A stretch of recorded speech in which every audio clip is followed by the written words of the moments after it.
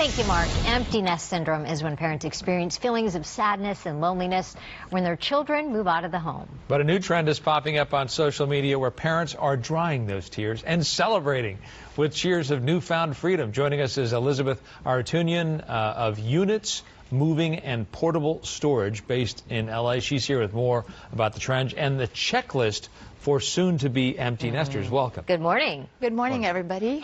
Before we talk about the trend, empty nesters experience all sorts of emotions, right? Yes, and we hear this a lot when they call us at the office.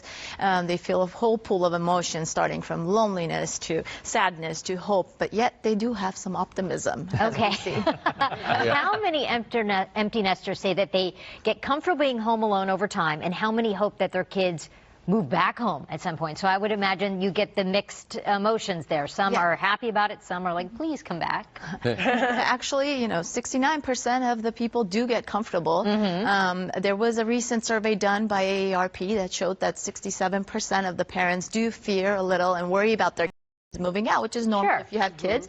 But over time, the brighter side of things, 75% of current nesters said that that transition took less than 6 months. So it's not a forever effect. Okay, all right, not bad. So there are these empty nest fests that people are seeing on social media. Tell us about that. Well, as you guys know, August naturally is the month where parents get ready to ship their kids off to college or new jobs.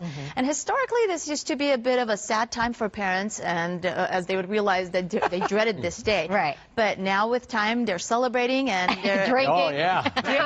adapting to this idea that, you know what, they're going to have fun, they're going to look at it in a different way and start planning their new lives as nesters. Okay, so there's a checklist for new empty nesters to help them get through this transition. First is start simply. So what does that mean? How do they do that? So we at Units, Moving and Portable Storage tell our parents, don't just dive into this project like you got to do this in a day. Start simple, start with a room, a drawer or two, so that you're not overwhelmed with it. Oftentimes they'll jump in it and then they feel like they can't do this anymore, and then it just stops them. So start simple is the first thing we tell everybody after all the partying. What do you mean by take a time out before you throw out? Don't trash so fast. So a lot of times things around the house that have been accumulating over the years, if you're a parent, it might seem like you don't need it anymore, but they do have sentimental value for your kids. So don't just look that you're going to get rid of everything. Sit and think through it. Save things that might have value to your kids. And then send it to them. And then send it to them. Store it for them. Yeah. Why should sentimental things be last on the list? Now, oftentimes we hear where parents will dive into the albums, the trophies, the memory books. Baby pictures, don't do it. Yeah, and then next thing you know, they're in this pool of emotions and they feel like they're drowning and they can't do this anymore. So we say after you finish everything as a reward, do the sentimental part, take a few days, and then figure out how you're going to store all of that. And you say photograph everything, hours, kids stuff. Why? Yes. So nowadays, technology has become so important, and we tell people, like, take a picture of everything that you're storing, everything that you're putting away, only because it makes your life easier. Think about when your kid gets back and says, hey, Mom, where's my box of trophies, Mom? And you're like, you got to figure out, or you could just open it, create a little file in your phone that says what you're storing, show them what you got rid of, show them what you stored, and when they need it, just show it, and then you can go get it. You don't have to haul the whole thing out of the attic or the basement or a portable storage container.